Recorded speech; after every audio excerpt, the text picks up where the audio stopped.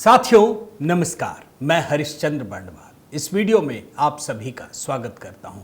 दोस्तों, वैसे तो इंग्लैंड से एक बड़ी खबर आ रही है, लेकिन इस समय की जो सबसे बड़ी खबर पूरे देश को जो झकझोर रही है और खास करके जो विपक्षी पार्टियां हैं जो सेक्युलरिज्म का खेल खेलते रहते हैं, वो है बिहार की खबर। दोस्तों, एक साथ 50 लाख से अधिक वोटरों पर फाइनल कार्रवाई हो चुकी है, यह समझ लीजिए। और यह कार्रवाई कितनी बड़ी है, इस बात का अंदाजा इसी से लगा सकते हैं कि पूरा का पूरा गांधी परिवार सदमे में है। सोनिया गांधी, आप जानते हैं उनका स्वास्थ्य भी ठीक नहीं रहता, उनको भी मैदान में कूदना पड़ा है राहुल गांधी और प्रियंका गांधी के लिए कि अगर एक बार यह फॉर्मूला कामयाब हो गया तो आगे क्या होगा। मगर मैं आपको सच बताऊं दोस्तों, जिस प्रकार से चुनाव आयोग ने सुप्रीम कोर्ट में हलफनामा देकर अपनी बात एकदम क्लियर कर दी है कि हम जो कर रहे हैं वो हमारा संवैधानिक अधिकार है, दायित्व है, उसी प्रकार से सबको, चाहे वो राहुल गांधी हो, चाहे तेजस्वी यादव, चाहे ममता बनर्जी, सबको एकदम क्लियर कट मैसेज दे दिया है। तो आज की कहानी बहुत बड़ी है दोस्तों, क्योंकि अब सिर्फ 2 दिन बचे हैं और 2 दिन में कोई कुछ नहीं कर सकता, कुछ नहीं बिगाड़ सकता। चुनाव आयोग ने जो फाइनल फैसला लिया है, आज उसका पूरा का पूरा ट्रेलर दिख गया। तो मैं निवेदन करता हूं दोस्तों, जरूर कमेंट करके अपनी बात रखिएगा, बताइएगा कि चुनाव आयोग की यह कार्रवाई कितनी बड़ी है। जो लोग 240 वोट पर इतरा रहे थे ना कि पीएम मोदी को लोकसभा में आया, अब तो 440 सीटों का इंतजाम हो रहा है, ये समझ लीजिए। तो आप कमेंट करके बताइए दोस्तों। आइए शुरू ही करते हैं। एचबी मेलोडी आप जरूर देखिएगा, लेकिन आइए सबसे पहले 3 विंडो, कितनी बड़ी खबर है। ये जो 3 विंडो आपको दिखा रहा हूं ना, इसका पहले नैरेटिव समझने का प्रयास कीजिए। जिस दिन संसद सत्र की पहली बैठक थी, ये सारे विपक्षी ऑपरेशन सिंदूर पर विरोध प्रदर्शन करने के लिए जमा हो गए। सरकार ने मान लिया, दूसरे विंडो में सरकार ने मान लिया। अब ये क्या करेंगे? संसद चलने नहीं देना है, मोदी जी को बोलने नहीं देना है, सरकार को कुछ काम करने नहीं देना है। उसके बाद से इन्होंने शुरू कर दिया सर को लेकर, बिहार को लेकर, चुनाव आयोग को लेकर। एक बार 3 विंडो दिखा रहा हूं। अब ऑपरेशन सिंदूर की बात नहीं कर रहे, ये लोग डर गए हैं। देखिए 3 विंडो दोस्तों। ऑपरेशन सिंदूर पर चर्चा करना चाहते हैं? जाओ बैठो, प्रश्नकाल बाद चर्चा कराएंगे। चलो बैठिए, बैठिए सदन के अंदर। हाँ, हर चीज का जवाब देगी सरकार, हर चीज का सरकार ने काम जवाब देंगे। बैठिए आप। संसद सत्र का पहला दिन इस तरह से हंगामा करना, ये तो ठीक नहीं है। नाराबाजी करके इस तरह का वो लोग दुरुपयोग कर रहे हैं, ये ठीक नहीं है। इसलिए मैं अपील करता हूँ कि सरकार चर्चा के लिए रेडी है। आप लोग आ जाइए चर्चा के लिए, जो भी बोलना है खुल के मैदान में चर्चा करेंगे। ये हंगामा करने से कुछ नहीं होता है। इस हाउस को, इस हाउस के माध्यम से देश में कहीं यह संदेश नहीं जाना चाहिए कि सरकार पहलगाम और ऑपरेशन सिंदूर पर चर्चा नहीं चाहती। हम चर्चा करेंगे, हर तरीके से करेंगे, और ऑपरेशन सिंदूर के सारी पॉइंट्स को देश और दुनिया के सामने रखा जाएगा। सोमवार को दोस्तों ऑपरेशन सिंदूर पर हंगामा किया, उसके बाद बंद कर दिया। सरकार मान गई, उनको यकीन नहीं था कि सरकार मान जाएगी। मंगलवार से लगातार 3 दिन शुरू हो गए चुनाव आयोग पर। लेकिन आज तो बहुत बड़ा दिन था। आज सोनिया गांधी मैदान में उतर गई। आप देखिए 3 विंडो, राहुल गांधी, प्रियंका गांधी, सोनिया गांधी, सब ने कमान संभाल ली।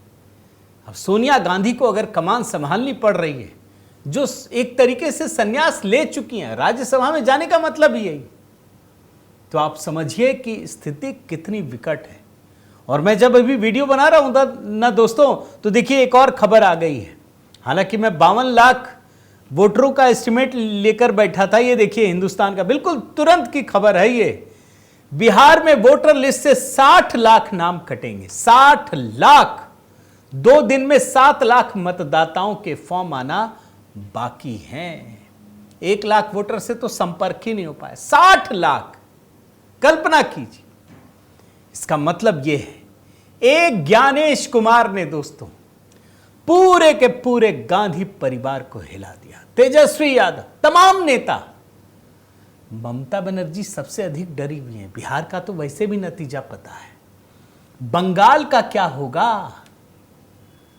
सारे लोग विरोध कर रहे हैं लगातार 3 दिन से, संसद नहीं चलने दे रहे। मगर जानते आज क्या हुआ? मैं पूरी रिपोर्ट दिखाऊं आपको जरा। ज्ञानेश कुमार जो मुख्य चुनाव आयुक्त हैं, क्या कहा है आज उन्होंने एक बयान दिया है, करारा जवाब।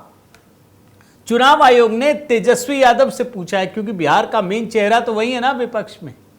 वो पूछ रहे हैं क्या चुनाव के बहिष्कार के डर से चुनाव आयोग अपनी जिम्मेदारी नहीं निभाए? जिनकी मौत हो चुकी है उनको वोट डालने दें। अरे कौन आ रहा है? ये पूछ रहे हैं।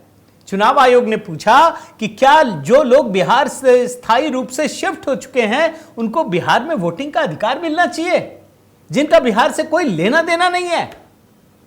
सवाल पूछा है, क्या फर्जी वोटरों को, रोहिंग्या को, घुसपैठियों को वोट दें, वोट देने का अधिकार दें?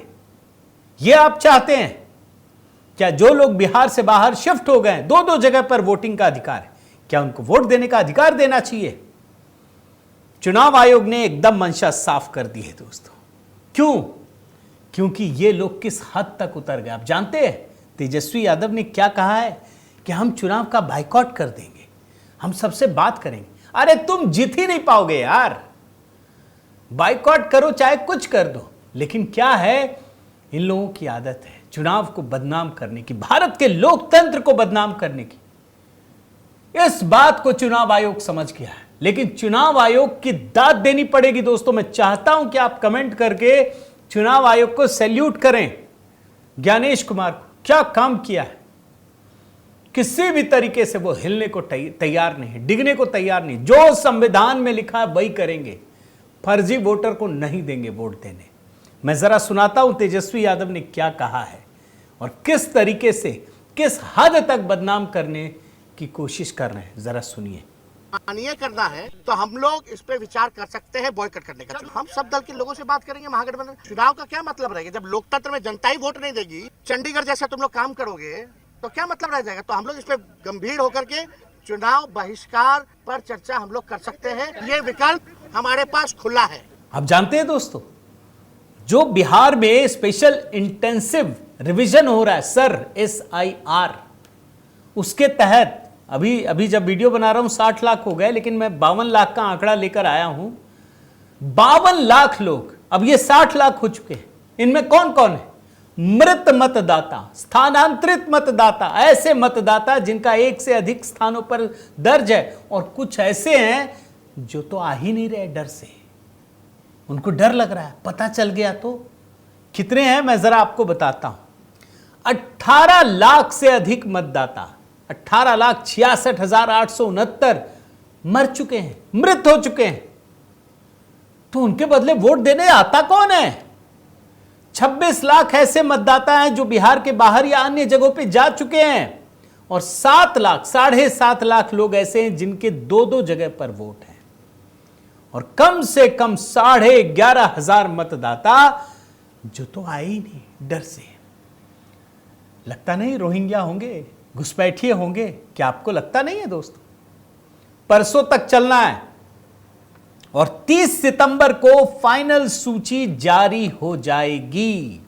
उसके बाद 1 सितंबर तक दावे और आपत्तियां दर्ज करने का वक्त भी दिया जाएगा, जिसके बाद 30 सितंबर को जारी हो चुकी है। और जो चुनाव आयोग ने बताया दोस्तों, एक दिन बढ़ा दिया गया, कल आखिरी दिन था, परसों कर दिया गया है। 57.3% मतदाताओं ने अपना फॉर्म जमा कर दिया है।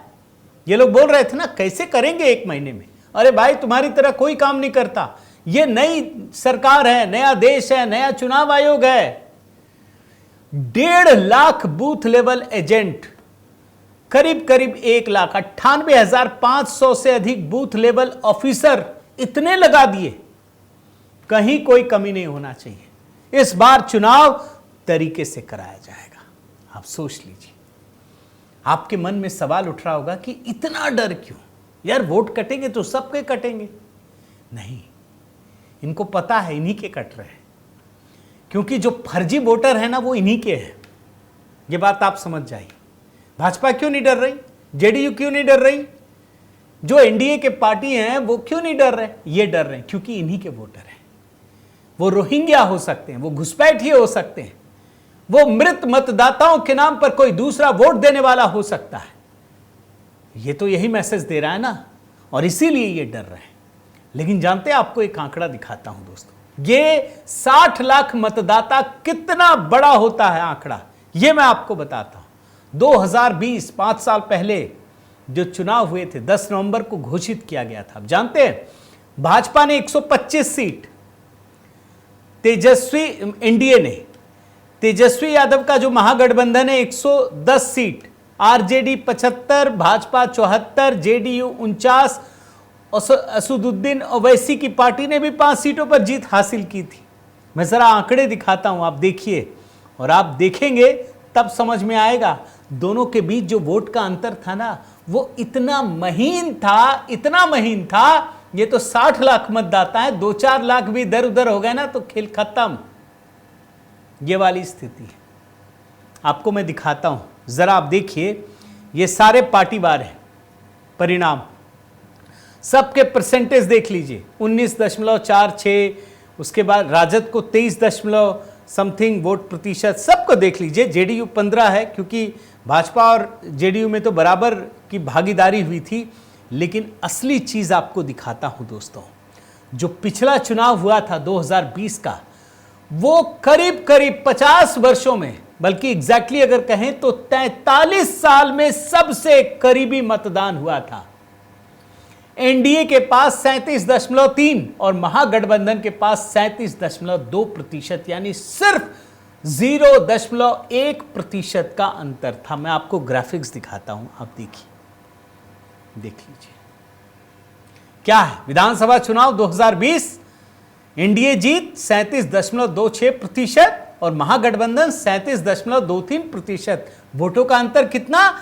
सिर्फ 12,000, कुल सिर्फ 12,000 दोस्तों। कल्पना कीजिए, 60 लाख मतदाता खत्म हो रहे हैं।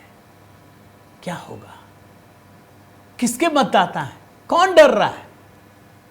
अरे जहां सिर्फ 12,000 के वोटों के अंतर से पूरी की पूरी सरकार बदल जाती है, वहां 60 लाख मतदाता अगर गायब हो जाएं, हटा दिए जाएं, तो क्या परिणाम आएगा? कल्पना कीजिए, आपको सुनामी नजर आएगी मोदी की। ये मोदी की सुनामी है दोस्तों, जिसकी वजह से ये डर रहे हैं। ये कह रहे हैं हम चुनाव नहीं लड़ेंगे। मत लड़ो, नहीं लड़ना है तो मैं आपको कुछ आंकड़े दिखाता हूं। सिर्फ 500 वोटों के अंतर से जो हार जीत हुई 7 विधानसभा, 1000 वोटों के अंतर से हार जीत 11, यानी 11-7 18। एक सीट तो ऐसी थी जिसमें सिर्फ 189 वोट से हार हुई है, आप सोचिए। और 40 सीट ऐसी थी जहां जीत का अंतर सिर्फ 3500 से कम था। दोनों तरफ की पार्टियां थी। ऐसा नहीं है कि सिर्फ भाजपा जीत गई या एनडीए गठबंधन जीत गया, ऐसा नहीं है, उधर वाले भी जीते। तो भाजपा गठबंधन भी रोते, अरे क्या हो जाएगा, ये तो गलत हो गया, ये हो गया। क्यों लड़ रहे हैं?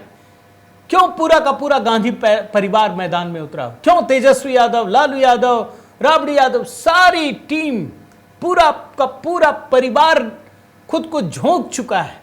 बदलने नहीं देंगे, हटने नहीं देंगे। अच्छा, एक और बात बता देता हूं, जो इनका वोट बैंक है ना, उसमें तो एक और बड़ी दहशत है ना, ओवैसी साहब, उनको तो शामिल भी नहीं किया। 2020 में 5 सीटें जीती थी, समझ लीजिए 5 सीटें।